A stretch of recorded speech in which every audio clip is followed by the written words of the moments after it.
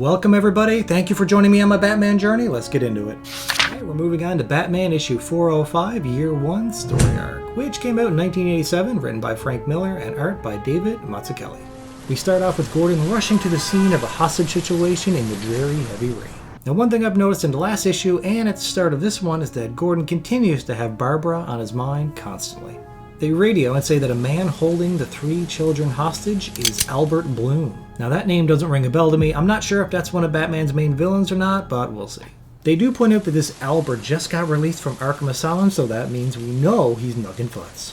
Gordon hears over the comms that a SWAT team leader named Brandon is on the scene, and then he freaks out, driving like a maniac to get there, and with running people over in the process. Because it seems like Gordon knows that these children hostages won't have a chance with this Brandon character running the show. He pulls up and tells Brandon to screw off as he approaches the building. He then shows the madman Albert that he's coming up without a weapon. The best part is, despite Gordon heading headlong into the fray, he does let us know what his thoughts that he is terrified to head into that building. Which lets us know that Gordon is not fearless, but he's just doing what he gotta do to save those kids. Even as Gordon is walking up the flight of stairs, about to enter a hostage situation with a very mentally unstable man, he's still thinking of his wife Barbara. Now he's worried that she's at home watching this on the news. This man is either obsessed or madly in love with his wife, that's for sure. Gordon just walks up to Albert without hesitation, disarms him, and knocks the man out with a single punch. I'm telling you, the more I read of Gordon, the more I like him. We then jump ahead in time where once again we see another officer in the commissioner's office. This time it's the SWAT leader Brandon complaining about Gordon and stating he wants Gordon out of Gotham. I can see this is going to be a regular thing for Gordon, doing things by the book, unlike those shady cops that have gotten comfortable doing things their way. Gordon is stirring the pot and they don't like it. Gordon is working on his firearm skills, and even during that training, his mind is with his wife and his unborn child. He relates the kick of the gun to the kicks that his unborn son James is making in the womb. I like how they linked that together, that's some damn good writing. Gordon stays awake at night, regretting the fact that he'll soon be bringing a newborn child into Gotham, which plays back to the opening scene of the last issue. It's obviously something that he's terrified of. We get our first glimpse of the silhouette Batman dashing across the rooftops. Gordon appears to have the day off, spending some romantic time with his wife when it gets interrupted when duty calls. I feel bad for Gordon at this point. He wants nothing more than to spend some time with his wife and to relieve some stress, but he can't help it. When the call comes in, he's gonna take it. We get our first scene of the costume Batman as he gets the jump on 3 punks.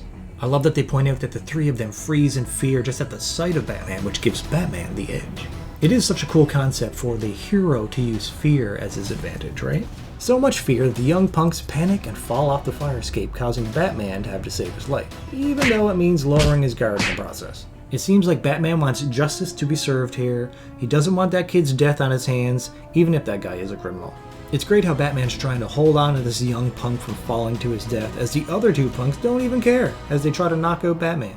Which, if they did, would mean that the young punk would also fall to his death. Like they say, no honor amongst thieves. Batman's able to take him out, but it's the thought process of Batman throughout the process that makes it so intriguing. He's trying to calculate how far a fall it would be for him if he falls over the railing by listening for how long it takes the falling TV to hit the ground in the alleyway below. Now that's some high IQ right there. We then get him thinking through all the injuries that he suffered during the fight and how he's dealing with the pain. This part of the story reminds me of The Punisher in one of my favorite series of all time, Punisher Max, which I would highly recommend to you all. However, highly graphic for mature audiences only. Several more weeks go by, and Gordon is trying to figure out who the mysterious Batman is, who committed 78 acts of assault in only 5 weeks.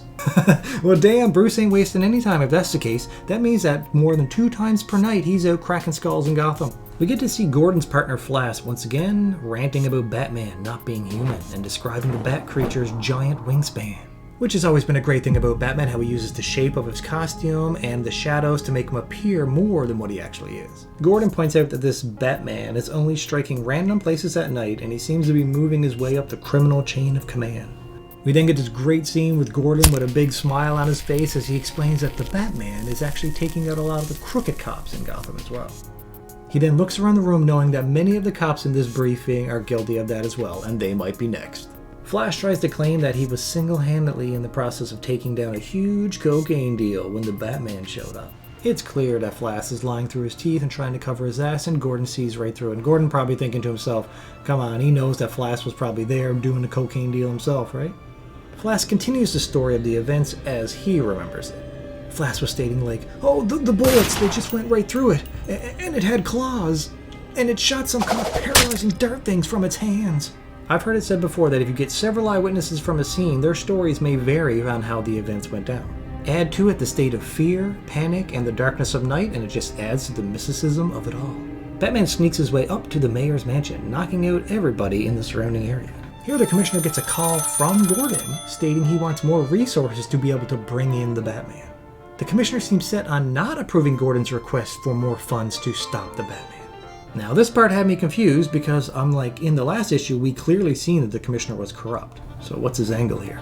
But a few panels later, we see the commish hang up on Gordon and then let his true intent known as he speaks to a man named Falcone. Now that name did jump out to me because I do recognize it from the Batman and the Dark Knight series. The commissioner feels like Batman is giving the people of Gotham hope and it's actually taking the heat off of him. Whereas Falcone, on the other hand, don't like it at all because he feels like it's stirring the pot. Meanwhile, Batman makes his way to the mansion and overhears them inside talking about Lieutenant Gordon, and thinks about how many of the criminals and other crooked cops that he's encountered have also had issues with Gordon. It's great to see how just one cop like Gordon can really shake things up in Gotham just by doing the job the correct way. Batman lobs a smoke grenade right into the dining room, causing everyone inside to panic. He adds to that panic by cutting the power to the building because, as we all know, darkness is Batman's ally. We then get this amazing visual of the side of the building blown off with a silhouette Batman standing in the rubble making his grand appearance. Not only was it a badass entrance, he also gave a speech that was so good I had to read it in my Batman voice. "Ladies, gentlemen, you have eaten well. You have eaten Gotham's wealth, its spirit. Your feast is nearly over." Hey, if you're enjoying this video so far and you would like to continue with me on my Batman journey, it would mean a lot if you would hit that subscribe button to let me know that I'm creating the kind of content that you want. Just as the action is about to heat up, we do a time jump of the commissioner screaming that now he wants Gordon to bring down the Batman, or it'll mean his job.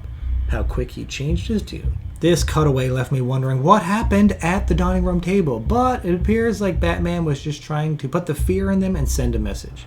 We then get a woman walking down the shady area of town all alone at night as a man jumps out to mug her. She takes off running, which would normally be the kind of thing that Batman would jump on. However, it's amazing how we get Batman's sarcastic thoughts. "If only there was a cop around to help this lady, like the one playing a drunk, or the two hiding away in the parked car."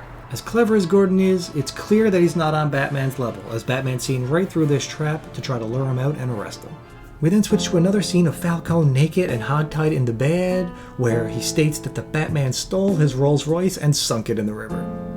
Now, rather than heeding the Batman's message, Falcone states that he's going to double down and he's going to kill the Batman. I'm sure that's a decision he's going to regret.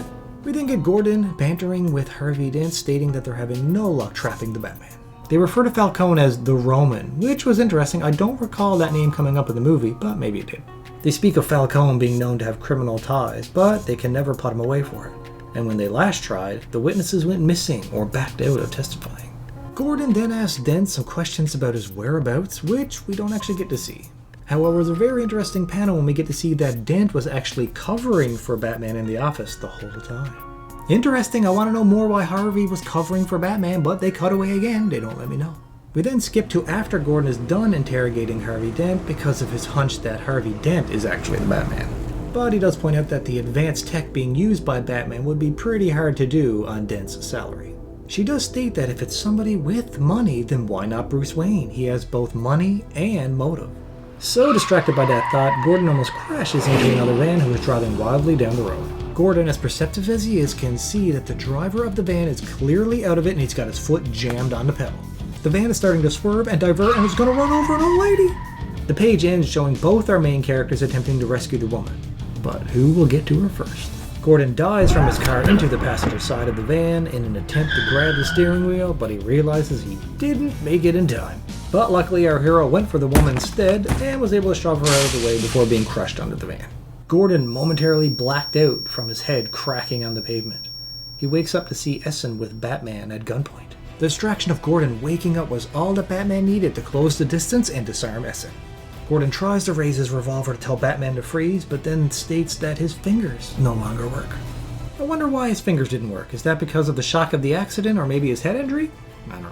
Batman starts booking it down an alleyway trying to get away as the cops show up and start their pursuit. He gets shot in the leg, but he has to ignore it and the pain and just keep going. It's a dead-end alley except for a boarded up window, but that ain't stopping him, as he front flip jump kicks his way into the building. Batman's thoughts here relay the importance of him getting to the rooftop to make his escape before the police helicopters show up, because that'll make it increasingly more difficult. Meanwhile, Gordon is ordering his officers to go catch the Batman, but do not open fire. Gordon starts arguing with the commissioner, who is clearly trying to override Gordon's no-kill command, as the commissioner now wants Batman eliminated at all costs. Gordon hears the helicopter sounds and looks above to see the trigger-happy SWAT officer Brandon coming in fast with a payload. They drop a bomb on the rooftop the same time that Batman made his way up there. There's a huge explosion that sends Batman flying. Now this is nuts that the commissioner is willing to drop a bomb on a building in the middle of the city in his desperate need to kill the Batman. What? Then Gordon points out that the commissioner said, "Don't worry about it, nobody will get hurt except a homeless person or two." How sick is that? I rate this issue's artwork a 4 out of 5. The choice of pale and dull colors mixed with lightly detailed art sets a great tone for the comic. I rate this issue's story a 5 out of 5. It did an amazing job of getting us more attached to Gordon, comparing gun kicks to unborn baby kicks, and multiple instances of how clever Batman is with an epic cliffhanger ending. My favorite moment and panel in this issue was once again Gordon. How he handled the hostage situation like a total badass despite the internal fear and what he had to lose with a newborn baby on the way. The next part of my Batman journey is linked right here on the screen, so go on and click it and I'll see you there.